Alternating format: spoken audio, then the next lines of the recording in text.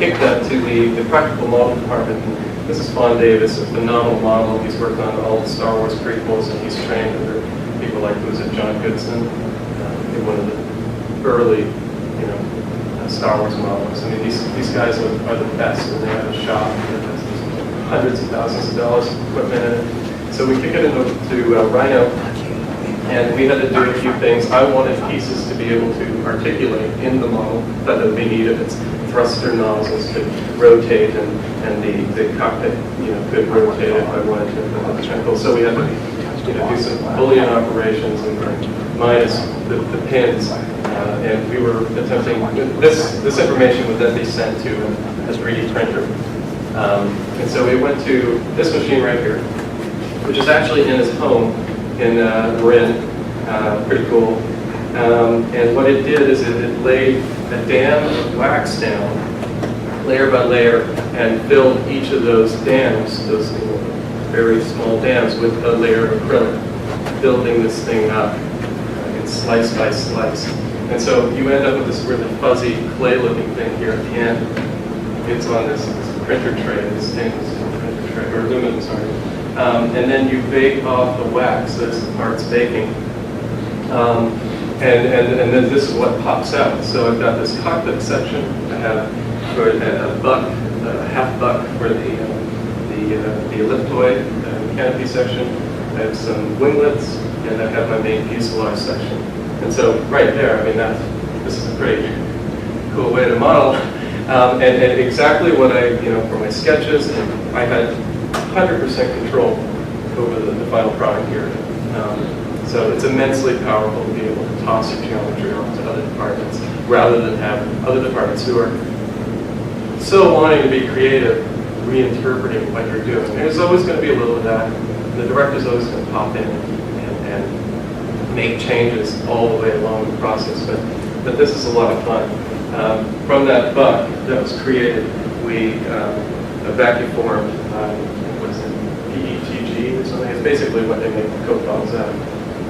For the clear part of the canopy, and then repeated that process with the styrene, very thin styrene, and we had these two halves, and from there I sort of masked this off and cut out, my windows, my daylight openings, and kludged this thing together. Everything was primed and pinned together, and we'll go to the next one. And then sort of how to put a product like that. Again, it's lacking the wings. It's an older model, but this was a lot of fun. And honestly, for higher end stuff, I mean, obviously you see the sculptures of creatures all the time, but in higher end productions with budget is sort of 150 million, 200 million up, this is what they're doing. If this is something that's going to be seen a lot, the director likes to come in and be able to interact with something like this. And here's something where he can pull parts off, take a jackknife out, and actually I will tell you about a scenario on the ranch that both John and I experienced. We were tasked with building a city, and that's something that the ranch is sort of known for, the Star Wars projects of that. We're world builders. And so we built a city out of foam core. And it wasn't clean, there were hot glue guns. Actually, there was a photo of me earlier, that's what I was doing. And it was so great too. With all the technology and this and that, George's only ability was sort of come in and stand at yes or no, or be able to scribble on top of something, like shave a little weight off the head here or whatever. But it was really neat to see him interact with the model. To the whole model of the landscape, and he could get down and he could start seeing shots. He could figure out, well, this is where this building needs to be positioned in order to see this battle and to be able to perform some other story function. And so it was really neat to see him pull out his jackknife and cut sections of the foam core up and place them elsewhere. I mean, that was absolutely valuable. Models are great, and they're also, you have to look at them as another way to design. So get foam core, toothpicks, whatever, balsa wood, and start seeing if your sketches seem old and your arm is moving the same way it always moves. Well, try a model, try something else. Look at a photo in a different way and mirror it. Some of the stuff that Scott Robertson's doing. This can be a way to shake up your design process and do something really new and unique and the model will be absolutely invaluable. Or, like I've done, here's another step where I could have made changes again. I could take kit bash parts of an F-14 Tomcat and add more detail to this thing. And that's what the model shop would do. You know, they would take a design and they'd want to continue with it.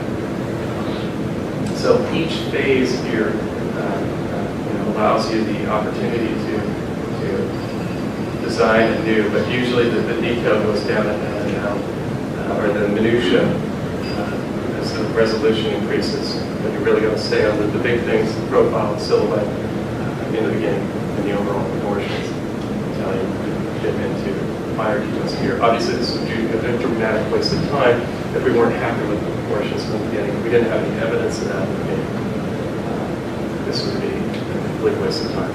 So you really got to prioritize. And that's actually something that George taught us a lot about, or just sort of, where are the eyes on this picture? Or this thing's got to read in 2 seconds and be understood by a child in Southeast Asia. The film is really becoming a universal medium and language, and we've got to play by some of the rules and to communicate to the broadest audience, to be as universal as possible, and get people excited about this stuff. I guess, is there another one? No. Do you guys want to do some quick questions and then take a break? Do you get any royalties exclusive to the toy product from the movie part? I've never been open to that, but yeah, I I mean, you should sign. I don't know. You work for students. Student gets it. You get any part of it? that would be something that would be laid out in the contract, or be the good gracious of the director, or I doubt it. Especially in film, the pie is so old and how the money is divided up. There's not a lot of wiggle room to get that sort of deal. I think it's really an IP you have to develop yourself. But if you come in under contract, like we were on the ranch, we'd often joke, wow, we're making a lot of toys here, a lot of money. I mean, the franchising of Star Wars is a $24 billion franchise. I mean, that's just toys, So our drawings can generate enormous money, but no, we're not there. So, I mean, there might be other people who have special arrangements, and I'm sure if you're a heavy hitter, you might be able to make changes in the contract to get royalties, but yeah. Then you will be hired. Oh yeah, yeah. No, I mean, I think we need to appreciate the position we're in and how much fun it is. I think we also need to appreciate how hard it would actually be to come up with a successful IP and market a product. I mean, what George is bringing to the table is enormous. What he's built before I come there, I'm giving very, very little compared to the work that he's already put in place, and the good luck. If the first Star Wars movie happened, it'd be a different world. So, for right now, it's just fun to explore these designs and get the satisfaction of hopefully seeing them on the screen. I haven't seen anything on the screen. Well, I have Marcy's Mums on the screen, but I haven't seen it yet. I guess a lot of other people didn't either. But yeah, it's crazy. Years and years and years will go by and stuff's still NDA. It's crazy and it's sad to see these enormous projects for years of your life, and they just go away. It's like curiosity. Because we're all obviously interested in concept art, and that's why we're here. From your personal experience, about how many of us do you think will actually make it, like less than half of them? I'm asking you these questions. Wow. Well, I mean, there was a, I'm trying to answer your question. I mean, I'm not going to answer that. I don't know. I don't think anyone knows that. I mean, there's so many things. I'm talking about like the demands of concept artists. Normally studios don't have so many. Right. I would say it's tough right now. Yeah. Yeah. I mean, it's great if you know you're passionate about this. It's time to buckle down and really show that you love this. Yeah. Because I know a lot of teachers try to discourage us, like, oh, that's a really hard job to get into, why don't you do something else? Would you say if you have a passion, just go for it regardless? Of course, yeah. I don't think you should be discouraged, but I think you should be realistic. It's not going to be easy. No, of course. Yeah. It related to acting in some ways, you know, like actors, they're like large field of people who are trying to get in and be a star and be an actor. It's not necessarily that narrow, but in some ways, you know, you have to stand out, you have to have personality, you know, work on that personality. Just resting on the fact that you bring to the table that, you know. And it's not even just your art. I mean, your ability to communicate in other ways is going to be integral. Whether people want to be around you. This stuff's really important. It's really important. And you know, I've seen talented people, big egos, who just don't want to be around them. They don't last on the production. So it's you really got to keep yourself in check at the same time. And really connect with what excites you. You know, for me, it was light. Obviously, a bunch of other things, but stay with that.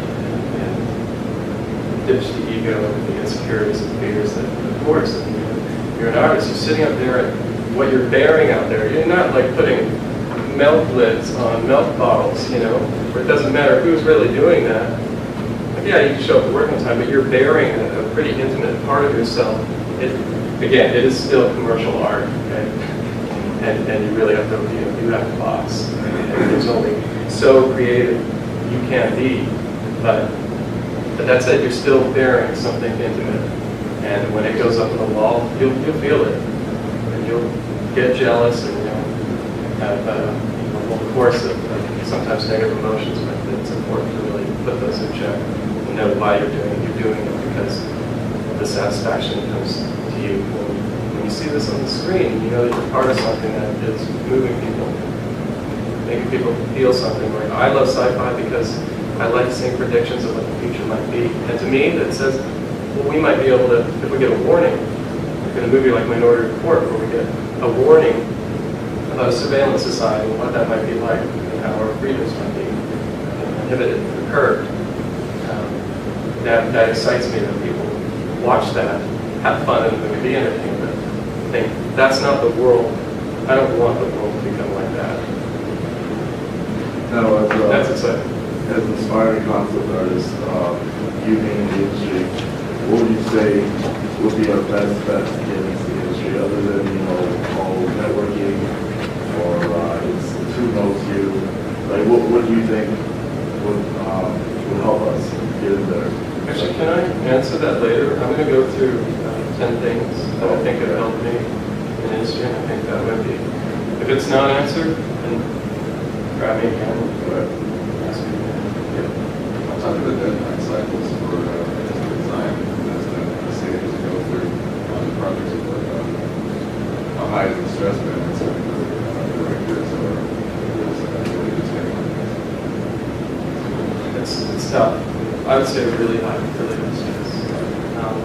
This project was done in almost everything you see, other than some of the images have been updated because it was a huge presentation. Everything's done. The model was published in 3 days while working full-time job. And the rest of it all happened in a week while working full-time job. So, Including the 3D printer? yeah, because that was the practical model. That took 3 days. Sometimes you have to wait for things to dry. You know, but I mean, that was finger to the bone. That was, this stuff needs to get turned around quickly and fight for more time, fight for better designs. Because I feel a lot of people, a lot of clients, like directors, like professionals, they just want to see something look really shiny, get it to me really fast, get a better one, like Alex McDowell or a thinker. They're going to ask for something new or something wonderfully, keep it with sort of thing. But I think we had a term at Art Center, it's polishing a turd. And I think that entertainment design, that there's a lot of that, and I know that, it's not always the artist's fault. I mean, there are other circumstances that will affect that, just like you mentioned, time, budget, miscommunications. It's tough. For humans, we don't always get it right, but I think it's cool to aspire for more. Have you ever used or thought about using like rapid prototyping or 3D printing as far as the design process itself instead of like a final detail, or like printing out maybe different masking options or different things just to see it in 3D in your hand, and then using that, detail. Well, I would say yes, but not through a rapid printer, foam core. Absolutely. Yeah, and I don't know if some of you guys have seen, but the submarine I was working on, I mean, the modelers, they built them out in foam core first. And actually that was something, I don't think it's in there. But, excuse me, Doug Chiang really liked to work many different angles in a particular design. So the submarine would be tasked to 4 or 5 concept artists, as I can, and then it would be tasked to 2 or 3 concept modelers, which not all departments have concept modelers. And then it would also be tasked to 2 practical modelers.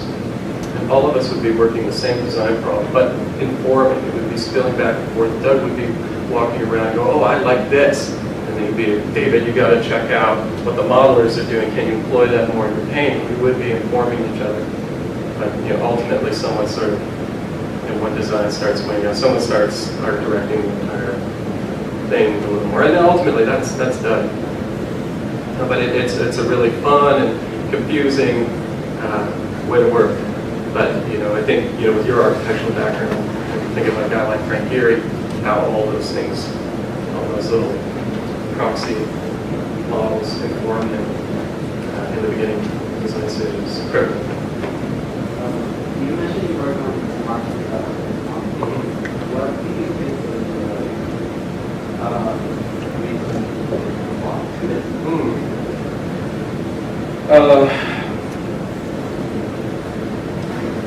yeah, I'm not. Would you say was visual? Some people just say that the title of Mars was Moms was weird, right? Yeah, no, it doesn't sound very cool. I think it's a problem in who it's actually targeted to. Some of the humor is for an older audience, but I really can't talk too much about having not seen the final product. So, say. Just to kind of keep on that, but Yeah. bring back to design.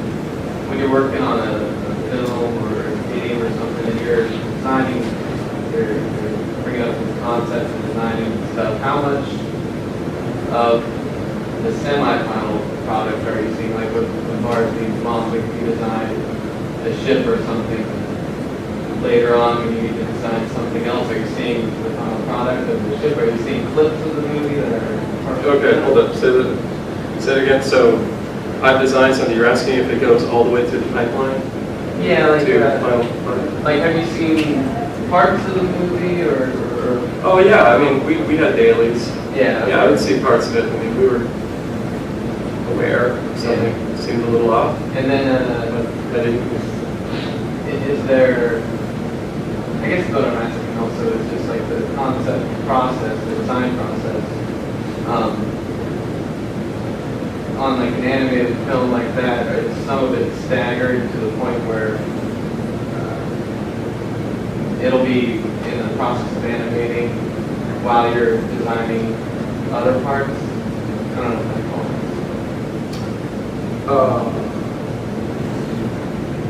sorry, I don't understand. Yeah, I guess my question So you're asking, I've designed something, but it's being animated somewhere else.